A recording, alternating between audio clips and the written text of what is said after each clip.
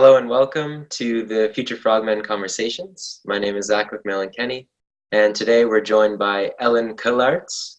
And Ellen, how are you today? I'm fine. Good morning, Zach. Good Good morning. morning. So, could you tell the audience about yourself? So I'm Ellen. Normally I talk through pictures who I am.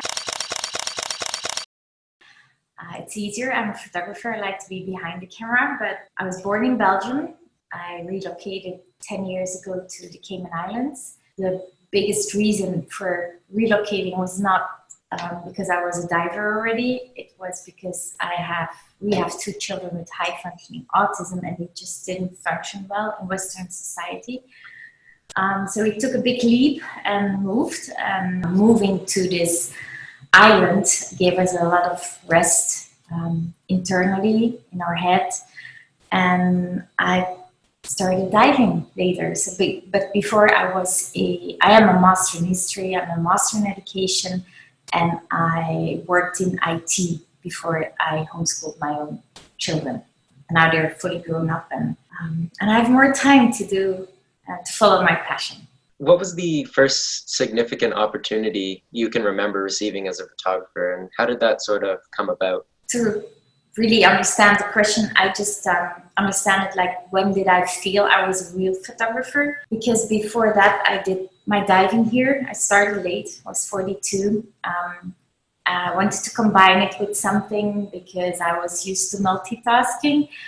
So I followed an old passion, which was photography, which I couldn't study when I was younger because it was too costly. I took images, and I really was just thinking I did it because of being able to show other people what I saw underwater. And one day I was in the grottos here in Cayman, and every summer silver sites come in, and it's silver white fishies, and they swim through grottos, and then the sunlight penetrates through some holes in the grottos, and it's really beautiful. But to capture it with what you have available in light and the motion of the fish, it's sometimes quite hard because anything that reflects light back is hard to light. I saw it happening. I took a test shot, and then divers came through. But I stayed calm. The divers came through, and when I took the final shot, I knew I did something special. I knew that I used all the skills I had to make this magical thing happen, because it symbolizes so much the mystery, what is going on underneath the surface. It made me realize that I really was a photographer, that I found my passion later in life. So, among your works, do you have a favorite? And do you care to elaborate on if you do have a favorite, why would it be your favorite? I have favorites in my work. It's mostly the subject. That's my favorite, and my favorite subject is seals for two reasons. First, they have whiskers, and whiskers make me just happy. It's like cats and dogs. And in Dutch, my native language is Dutch, seal is a sea dog, zeehond. So it's like dogs, they're like puppies, and they just make you happy. And it's also a big difference when you're in the water and you have encounters with fish. They can be very meaningful, and there's something between you. But with a marine mammal, there's so much more because the intelligence is at a higher level. So I do like to interact with seals. They make me happy, and I do believe my best images topside as underwater are of seals. Were there any obstacles that sort of ever made you question your work? Well, there's always obstacles, and I'm happy I got into this at a later stage in my life, with all the experience I had from IT and a busy work environment. Most of the obstacles are haters.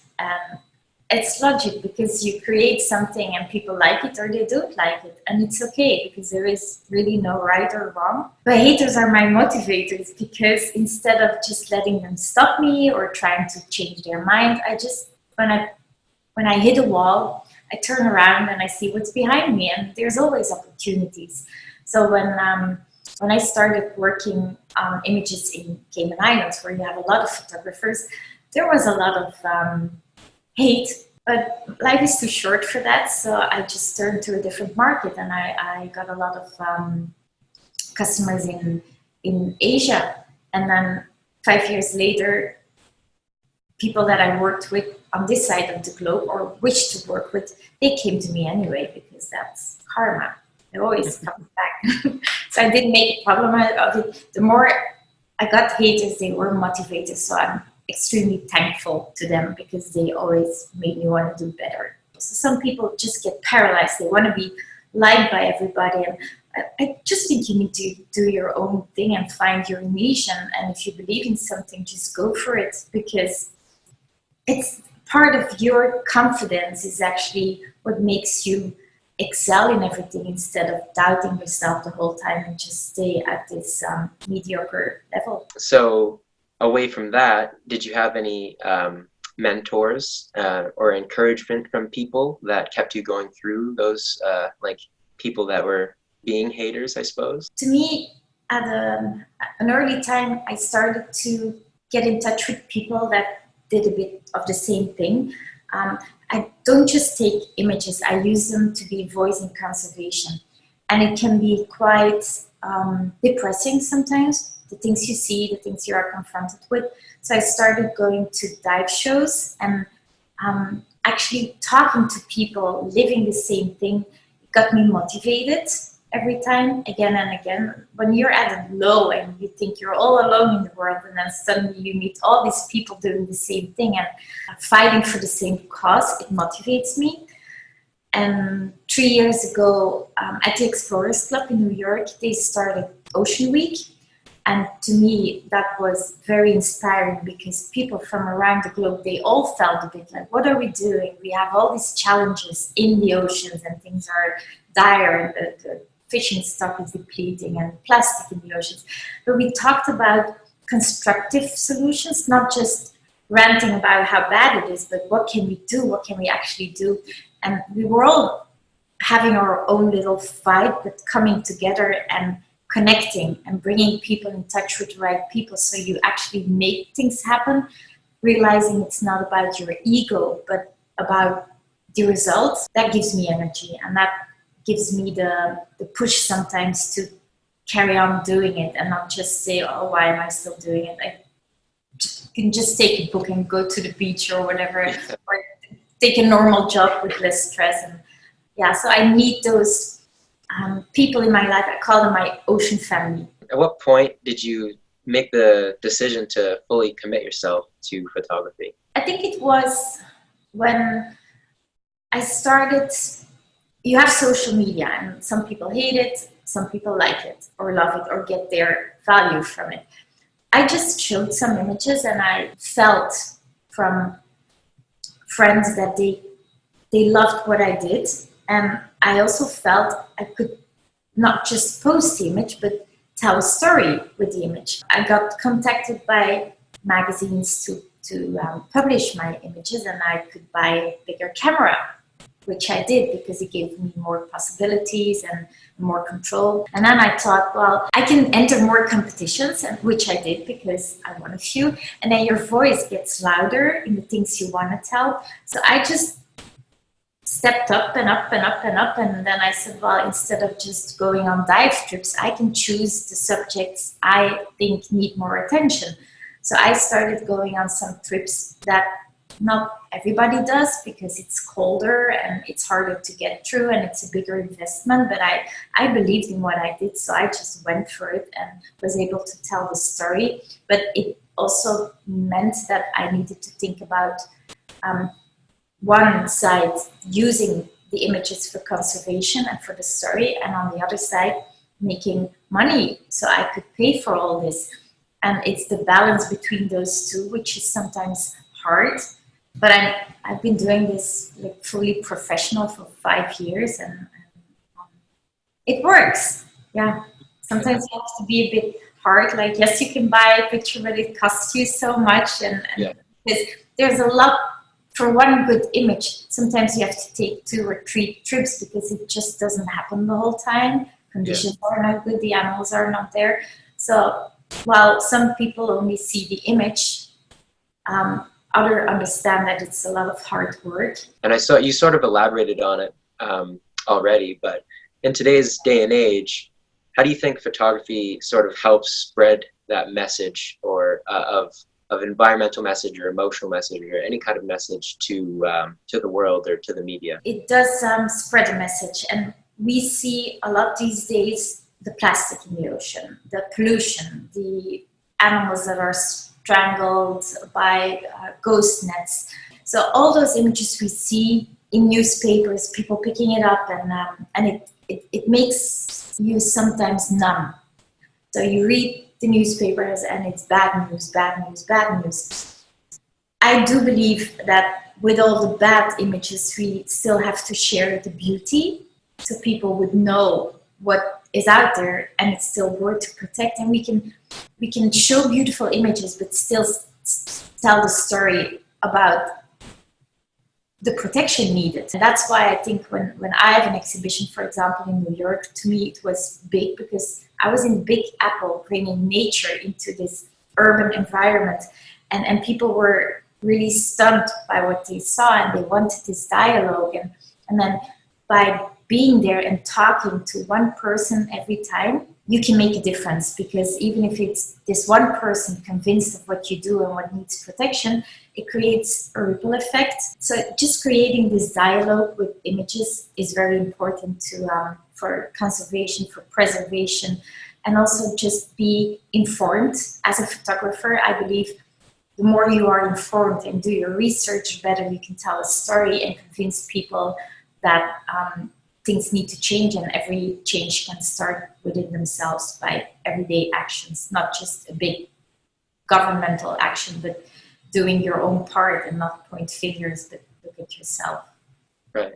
Yeah, because like if there's too much negativity and it just keeps coming out, it starts to scare people away. I think you have to lead by example. So for example, also on my social media, I will never have a plastic bottle in my hands because I just don't use it. I travel with one for my water and one for the coffee and even one for some alcohol to relax on busy days. So I have my reusable bottles.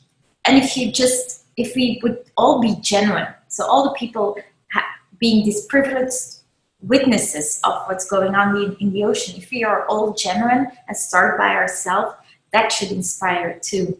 And I plead in all my talks for everybody involved with the ocean to be an ocean ambassador and just not take nice pictures and just don't care, because there's a lot of those too. And I don't point fingers, I just want to inspire that you can be the whole real package. Is there a connection you sort of feel with all the animals you photograph? The thing in nature is when you have an encounter, you feel if you can work with an animal.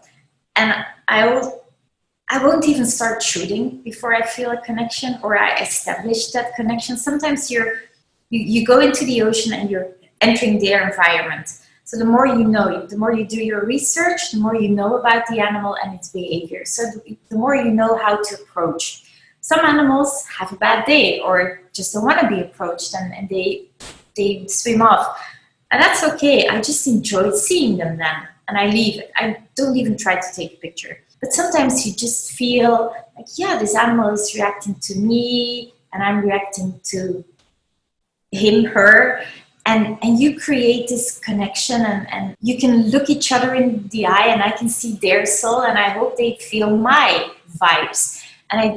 So I work a lot on the connection underwater before I start even taking pictures. With marine mammals like dolphins or whales, or seals, it's really different because even the sounds they make, the echolocation, you feel it in your heart, you feel the vibe. Yeah, I had some orca encounters and it never happened to me before, but I was at the surface and I couldn't even talk anymore. I was just so touched and I was just crying in my mask. So it does do something with you, and I do believe to take a picture that can draw a viewer in so you can make them love what you saw or experienced. You need that connection. Lots of people with a camera are frustrated because they all go in and they expect this one amazing image because the animal is there. But it doesn't happen like that. You really need like the mutual respect you say. So there's no chasing, no touching because you feel like it. Let the animal initiate everything that happens and just be open to it and read the animal intention and then Right. And that should turn into a better picture that way too, right? Like if you chase an animal, it's not going to be a great photo. Like for me, I'm into photography and videography, and that's something I've always wanted to do, especially underwater because I'm studying marine biology. And so, do you have any advice for people like me who want to become underwater wildlife photographers or just regular wildlife photographers? it's quite simple. You have to leave all expectations behind, always. Because if you go with this list, I want to see this, I want to do that, I want to have this encounter, you're going to end up frustrated. And I believe your vibes just ripple in the ocean and it has an effect on wildlife, even topside. I believe if you leave everything behind, your expectations, you get the better encounters and you're grateful for everything you have. It's also very realistic because lots of people these days, they go to the Arctic and they think, oh, we're going to see polar bears. But those encounters are really hard. Just go and be grateful for what you get. Be genuine, lead by example. So if you want to tell the story about the oceans, you can't be the biggest polluter in a way. So think about everyday actions. Be genuine, be kind, and leave all expectations behind and be grateful for what you get. This is just something that I had experienced just recently, where I was on a trail and shooting just nature shots, whatever I could find. And a fox had run up and come straight up to me and sort of stopped there and looked at me for a while. So I just sort of crouched down and got a few pictures, and it was pretty incredible because I wasn't bothering it or anything, and it just sort of came up, and it was one of those moments to really remember, and I don't know, it was something cool. It comes up because it wants to be with you or check you out because it feels you're not no harm, and that's the beauty of everything with wildlife. Yeah, that's all of the questions I have for you. So thank you very much for being here. It was awesome to talk to you, and I'm really glad to have this conversation. Very nice talking to you, and thank you for inviting me to have this talk for Future Frogmen. I'm wishing you lots of luck with your studies. Thank you very much. Thank you for watching the Future Frogmen Conversation series. Please check out our website at www.futurefrogmen.org.